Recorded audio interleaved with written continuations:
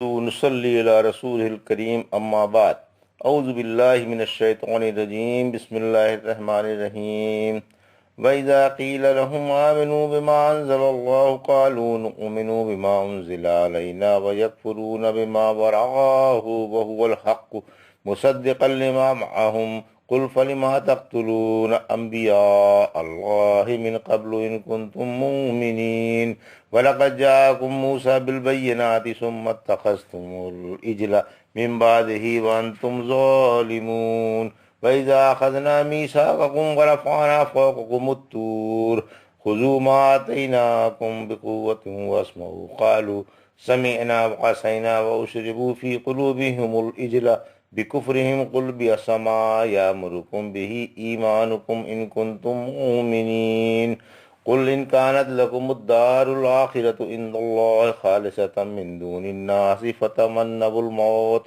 إِن كُنتُمْ صَادِقِينَ وَلَن يَتَمَنَّوْهُ أَبَدًا بِمَا قَدَّمَتْ أَيْدِيهِمْ وَاللَّهُ عَلِيمٌ بِالظَّالِمِينَ وَلَتَجِدَنَّهُمْ أَحْرَصَ النَّاسِ عَلَىٰ حَيَاةٍ وَمِنَ الَّذِينَ أَشْرَكُوا يُوَدُّ أَحَدُهُمْ لَا يُعَمَّرُ أَلْفَ سَنَةٍ وَمَا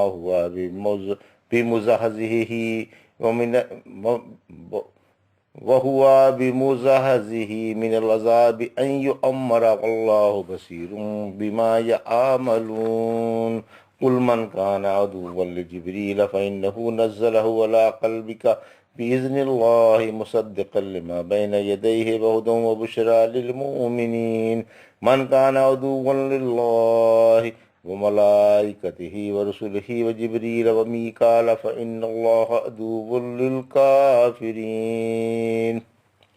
ابھی آپ نے سورہ بقرہ کی آیت 91 سے 98 تک کی تلاوت سماعت فرمائی، جس کا آیت وار ترجمہ اس طرح: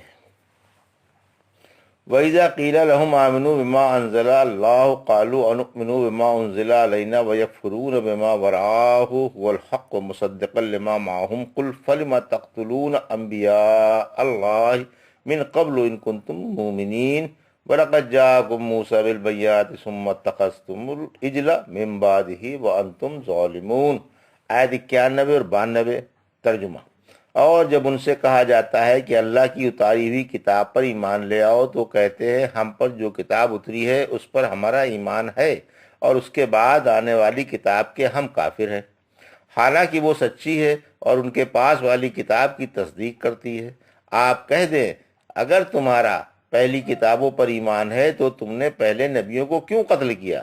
تمہارے پاس موسیٰ بھی معجزے لے کر آئے، ان کے بعد پھر بھی تم نے بچڑے کی پوجا شروع کر دی، تم اصل میں ہو ہی بے انصاف۔ یہ تھا ترجمہ آیت نمبر 91-92 کا۔ اب اس کی تفسیر۔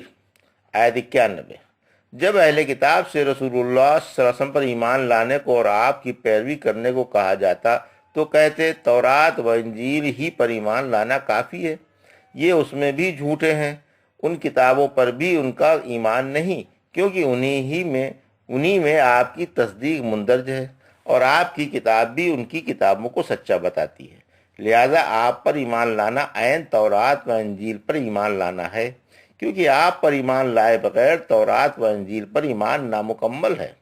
لہذا یہ کہنا کہ تورات و انجیل پر ایمان لانا کافی ہے فریب ہے۔ کافی تو جب ہوتا تب آپ پر بھی ایمان لے آتے۔ آپ کے انکار سے ان کتابوں کا انکار بھی لازم ہے۔ سورہ بقرہ کی 146 آیت میں فرمایا اہل کتاب کو اپنے بیٹوں کی طرح پہچانتے ہیں۔ علاوہ ازیں اگر تورات و انجیل پر ایمان ہوتا تو جو نبی حضرت موسیٰ علیہ السلام کے بعد ان کتابوں کی تصدیق کرتے ہوئے تشریف لائے انہیں کیوں قتل کیا جاتا؟ معلوم ہوا کہ ان کتابوں پر بھی ایمان نہیں ہے۔ تم نے اللہ کے بے گناہ نبیوں کو اپنی سرکشی اور غرور کی وجہ سے قتل کیا۔ تم محض خواہش پرست نفس کے بندے اور رائے کے غلام ہو۔ رسول جب کبھی تمہارے پاس تمہاری خواہشوں کے خلاف احکام لے کر آئے تو تم مغرور بن گئے، ایک گروہ کو تم نے جھٹلا دیا اور ایک گروہ کو قتل کرتے رہے۔ آیت 92 کی تفصیل۔ حضرت موسیٰ علیہ السلام اپنی رسالت کی تصدیق کے لیے تمہارے پاس بڑے بڑے معجزے لے کر آئے، طوفان، ٹڈیاں، جوئیں، مینڈکیں، خون، عصا، یدبیضہ، دریا کا ٹھہرنا، بادل کا سایہ کر لینا، من و سلوہ کا اترنا اور پتھر سے چشمے جاری کر دینا وغیرہ۔ تم نے اپنی آنکھوں سے ایک ایک معجزہ دیکھا، ایک ایک نشانی جانچی، پھر تم نے انہی کی زندگی میں جب کہ وہ کچھ دنوں کے لیے طور پر گئے تھے ان کے پیچھے بچڑے کی پوجا شروع کر دی۔ کیا اب بھی کہہ سکتے ہو کہ تمہارا تورات اور حضرت موسیٰ پر ایمان ہے؟ ذرا اپنے گریبان میں جھانک کر دیکھو، تمہاری بدکرداریاں تو تمہیں ظالم، بے ایمان اور احسان فراموش کہہ کر پکار رہی ہیں۔ وَإِذَا أَخَذْنَا مِيثَاقَكُمْ وَرَفَعْنَا فَوْقَكُمُ الطُّورَ خُذُوا مَا آتَيْنَاكُمْ بِقُوَّةٍ وَاسْمَعُوا قَالُوا سَمِعْنَا وَعَصَيْنَا وَأُشْرِبُوا فِي قُلُوبِهِمُ الْعِجْلَ بِكُفْرِهِمْ قُلْ بِئْسَ مَا يَأْمُرُكُمْ بِهِ إِيمَانُكُمْ إِن كُنتُم مُّؤْمِنِينَ۔ آیت 93۔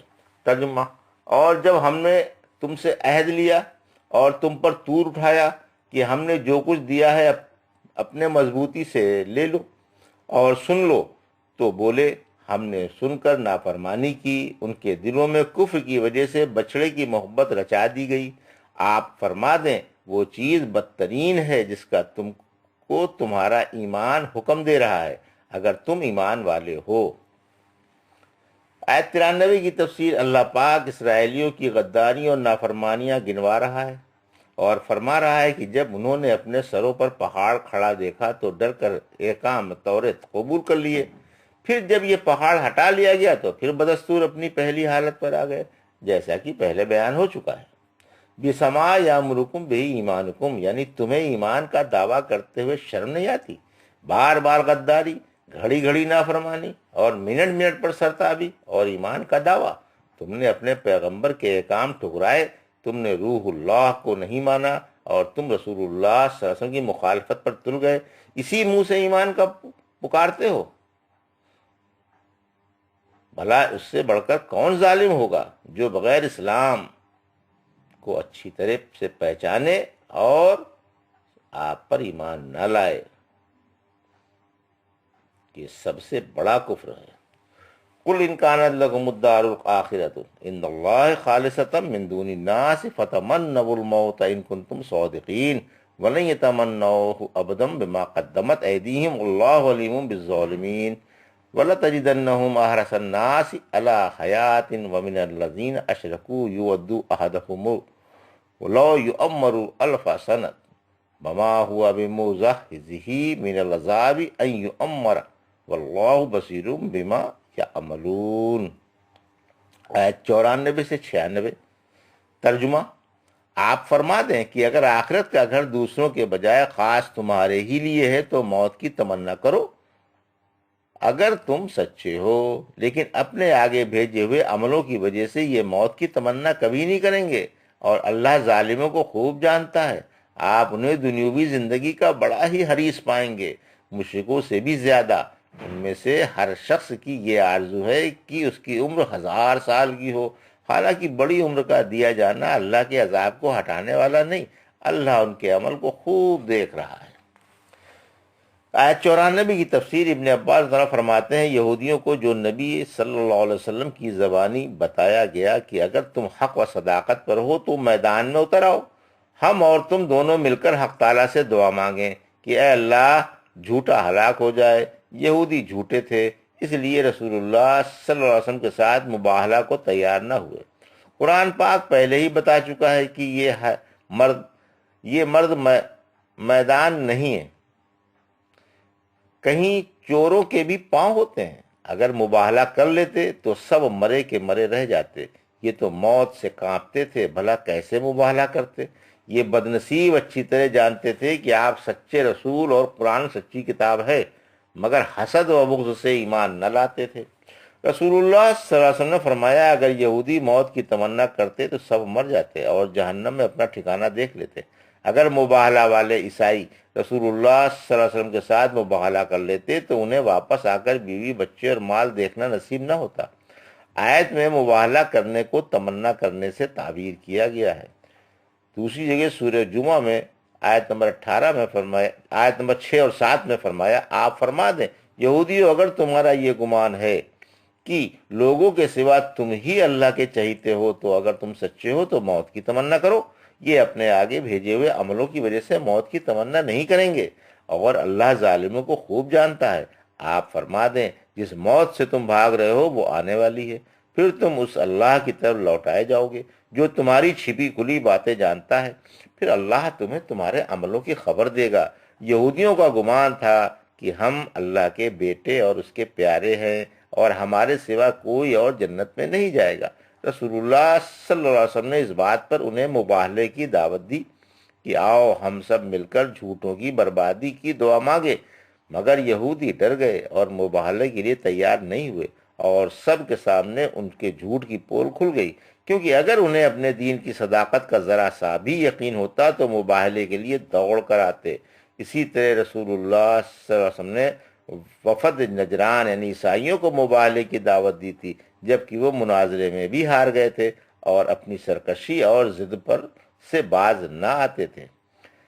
آیت 95 کی تفسیر، جب انہیں معلوم ہوا کہ رسول اللہ صلی اللہ علیہ وسلم نے مباہلے کی دعوت دی تو گھبرا کر کہنے لگے، اگر تم نے اپنے نبی سے مباہلہ کر لیا تو اللہ کی قسم کوئی بھی زندہ نہ بچے گا۔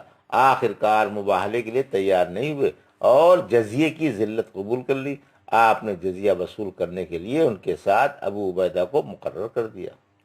آیت 96 کی تفسیر، آپ انہیں لوگوں میں سب سے زیادہ زندگی کا آرزومند دیکھیں گے کیونکہ انہیں اپنا بدترین حشر معلوم ہے، اور دنیا مومن کے لیے قید خانہ اور کافر کے لیے جنت ہے، لہذا ان کی دلی آرزو یہی تھی کہ جہاں تک ہو سکے مرنے سے بچے رہیں، لیکن جس موت کا انہیں کھٹکا ہے وہ تو آ کر ہی رہے گی۔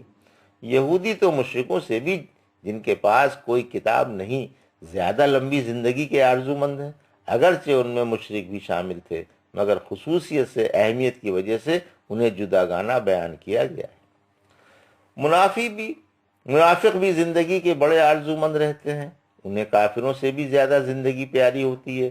یہودی تو 1000 سال سے بھی زیادہ لمبی عمر کے خواہاں ہیں، ان کے گناہ انہیں لمبی عمر کا شوق دلاتے ہیں، حالانکہ لمبی عمر اللہ کے عذاب سے بچانے والی نہیں۔ مشرک زندگی بعد الموت کے قائل ہی نہیں، اس لیے وہ لمبی لمبی عمروں کے خواہش مند رہتے ہیں، اور یہودی اس لیے لمبی عمر چاہتے ہیں کہ تورات پر عمل نہ کرنے کی وجہ سے انہیں آخرت کی ذلت و خواری نظر آتی ہے۔ بہرحال اگر انہیں ابلیس جیسی عمر بھی مل جائے تو کیا اللہ کے عذاب سے بچ سکتے ہیں؟ حق تعالیٰ ان کے عملوں سے خبردار ہے اور انہیں ان کے عملوں کی پوری پوری سزا دے کر رہے گا۔ قل من کان عدوا لجبریل فإنه نزله على قلبك بإذن الله مصدقا لما بين يديه وهدى وبشرى للمؤمنين من کان عدوا للہ وملائکتہ ورسلہ وجبریل ومیکال فإن اللہ عدو للکافرین۔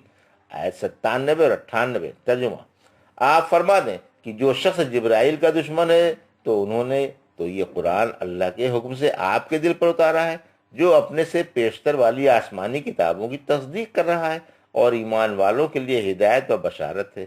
جو شخص اللہ کا، اس کے فرشتوں کا، اس کے رسولوں کا اور جبرائیل و میکائیل کا دشمن ہو تو اللہ ایسے کافروں کا دشمن ہے۔